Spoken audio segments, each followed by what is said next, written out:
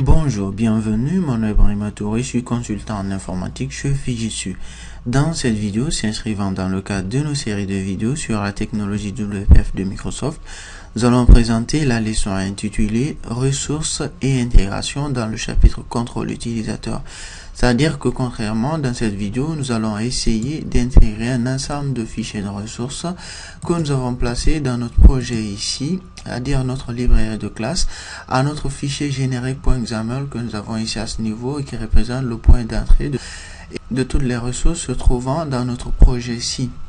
Alors, nous avons les ressources animation et les ressources style ici à ce niveau que nous avons réalisé depuis les vidéos précédentes. Dans cette vidéo-ci, nous avons besoin de placer un ensemble d'éléments dans notre fichier générique.xaml qui vont participer à l'intégration de ces différentes ressources à ce fichier-ci.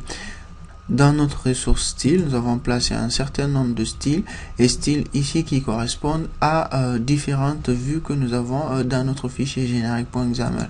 C'est-à-dire que dans notre fichier générique.xaml, nous avons placé différentes vues que nous pouvons voir ici dans notre main window parce que nous avons importé ce contrôle utilisateur dans ce projet-ci. Donc nous avons la vue à l'état erreur, la vue à l'état OK, puis la vue par défaut. Donc, pour l'ensemble de ces différentes vues, nous appliquons un certain nombre de styles à cela lorsque ce contrôle-là sera entièrement terminé. Pour ce faire, il faut que nous intégrons ces styles-là à ce fichier générique.xaml. Dans notre ressource style que nous avons ici, nous avons les styles devant s'appliquer à la partie état défaut. Ici, nous avons les ressources devant s'appliquer au style devant s'appliquer à la partie état OK, puis les styles devant s'appliquer à la partie erreur.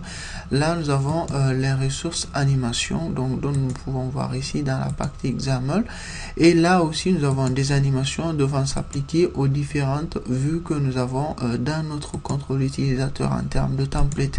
Depuis la vidéo précédente, il s'est glissé certaines erreurs que nous allons commencer par corriger afin de rentrer dans les parties intégration de nos différents styles. Donc ici dans la vue par défaut, nous procédons au cache de différents éléments, c'est-à-dire les contrôles grid état OK, grid état erreur se trouvant dans notre fichier générique.xaml. Dans la vue état OK, nous sommes censés faire apparaître la vue état OK et en même temps cacher les vues état erreur. Donc nous copions ceci et mettons cette valeur à ce niveau. Et puis en termes de target property ici, nous avons oublié juste d'insérer le n ici en termes de gradient stop et puis de faire la même chose ici à ce niveau. Et puis voilà pour les erreurs qui étaient glissées dans la vidéo précédente. Donc nous revenons à notre fichier générique.xaml ici et donc pour intégrer nos différents styles ici dans ce dictionnaire de ressources qui en fait en réalité est un dictionnaire de ressources, quoi qu'étant le fichier de point d'entrée pour nos différentes ressources que nous plaçons dans cette librairie de classe, nous allons faire ressources dictionnaire à ce niveau et puis nous allons faire appel à la propriété merge dictionaries. Alors nous refermons ceci et dans ce dernier nous allons placer d'autres dictionnaires de ressources.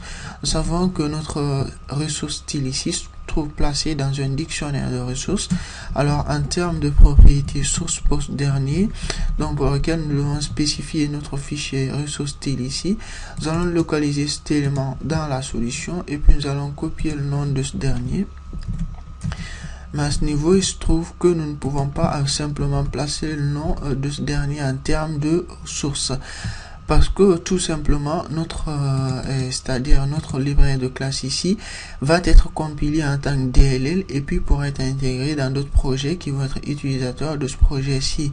Donc à ce niveau, il se trouve que cet élément, quand il va être compilé, il n'est plus en ce moment une librairie de classe, mais simplement un composant qui va être livré.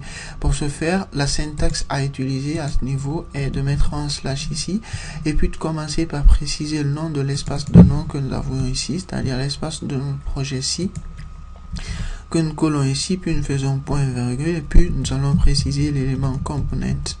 puis nous faisons slash pour enfin avoir le nom de notre élément ici, ressource style.xaml.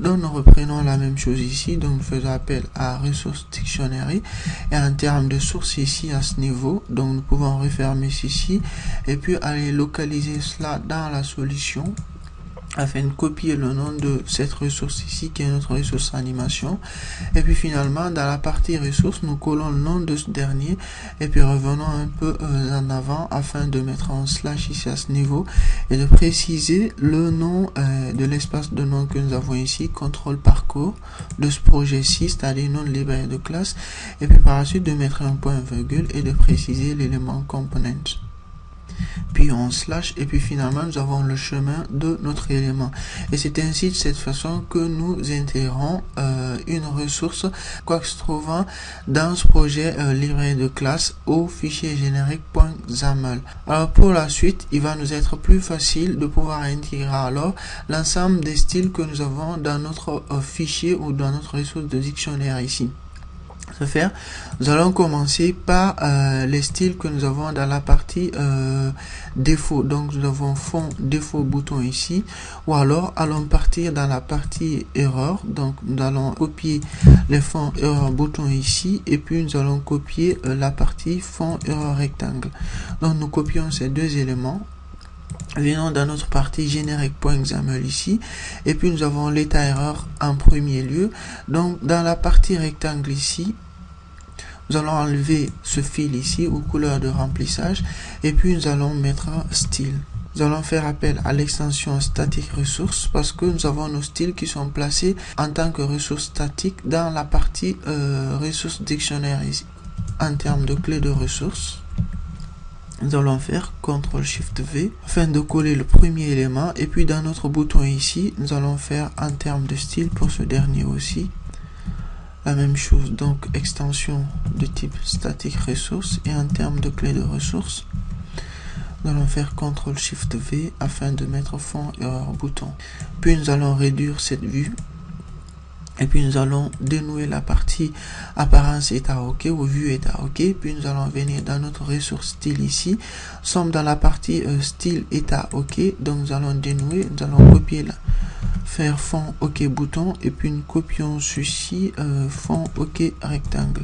Nous venons dans notre fichier générique.xaml ici, pour le rectangle nous allons voir la partie fil, puis nous allons remplacer ce dernier par un style, donc extension static ressources, et puis nous allons faire CTRL-V, fond OK rectangle ici à ce niveau.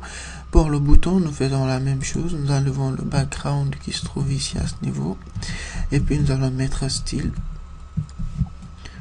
nous allons mettre extension, donc nous allons mettre static ressources, et puis en termes de clé de ressources, nous allons faire CTRL-SHIFT-V, donc pour mettre fond OK bouton, car nous nous trouvons dans la partie apparence état OK.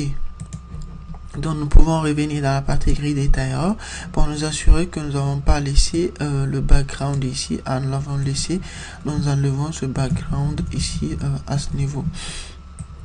Donc nous revenons, nous réduisons cette partie-ci. Nous allons dénouer la partie sur le grid état apparence, état défaut. Revenons dans nos ressources style ici. Nous allons alors en ce moment réduire ces parties-ci.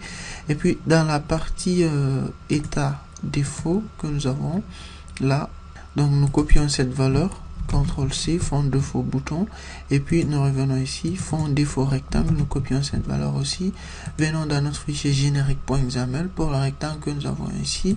Il n'y a pas de fil sur ce dernier, nous allons simplement placer le style, et puis nous allons faire appel à la même chose, statique ressources en termes d'extension, en termes de clé de ressources.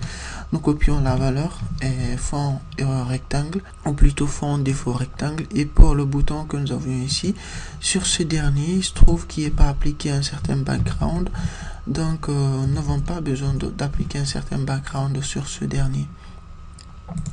Et puis nous allons maintenir cette valeur ainsi, nous faisons F6 à ce niveau. La génération est un reçu, nous faisons F5. Et puis là, à ce niveau, nous nous rendons compte que les couleurs que nous avions au début sur ce contrôle utilisateur sont tous partis pour l'ensemble des vues que nous avons à ce niveau. Mais il y a une autre bonne nouvelle, c'est que nous avons appliqué ou nous avons intégré l'ensemble de nos ressources à ce fichier générique.xaml. Et donc de ce fait, lorsque nous allons venir dans notre partie main window ici, que nous allons alors appliquer des valeurs à nos différents fonds, l'on se rappelle que dans la partie propriété dépendance, que nous avions appliqué un certain nombre de propriétés dépendance en termes de couleurs, et que couleurs que nous avons intégrées dans notre partie ressources style.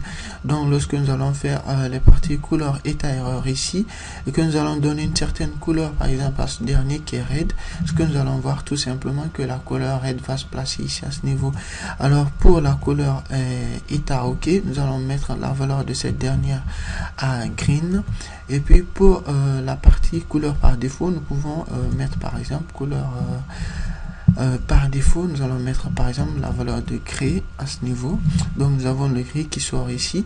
Nous allons simplement mettre la couleur transparente à ce niveau parce que nous comptons par la suite fusionner l'ensemble de ces différents contrôles. Donc nous allons à ce niveau rétailler tout cela pour que nos attributs soient bien visibles dans l'environnement. Donc voilà en ce qui concerne la façon d'intégrer un ensemble de ressources à notre fichier générique.xaml dans notre librairie de classe dans ce chapitre Custom Control. Merci d'avoir suivi cette vidéo. Je vous donne assez rapidement rendez-vous dans d'autres vidéos toujours portant sur la technologie WPF de Microsoft. Merci encore une fois de plus, au revoir et à bientôt.